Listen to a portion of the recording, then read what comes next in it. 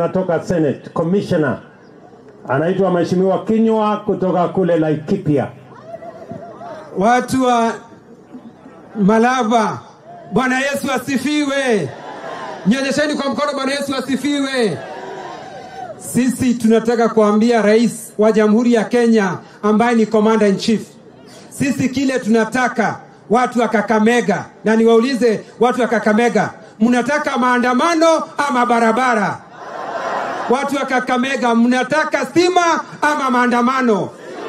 Watu wa Kakamega, mnataka maji ama maandamano?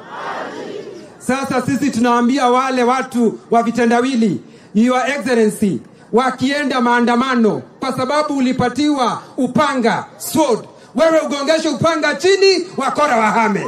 Ugombeshe ukora chini, wakora wahame. Na muache kusumbuka na hawa watu wanavaa sufuria kwa kichwa. Kwa sababu nilipomuona Mheshimiwa KIONI akona sufuria kwa kichwa, nikaona na huyu namjua kwa sababu ni jinari yangu. Nilipomwangalia vizuri kwa nini, nikaona wako karibu na WAJACKOYAH, nikajua sababu. Kwa hivyo tumekuwa tukiwaangalia na tunajua shida zao. Shida yao ni moja tu.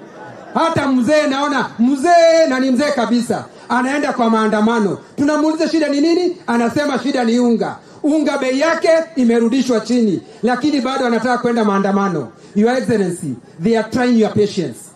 They are trying your patience. Na because we know you are a good person. Na kwa sababu hata Biblia, watu waliposumbua Yesu kidogo, aliwanyorosha. Aliwanyorosha. Hatutakubali watu wasumbue, waharibu nchi yetu kama vile wale wakora waliharibu kanisa. Bwana Rais, na kuomba haki ya Mungu, fanya jambo. Asanteni sana na Mungu awabariki. Haya.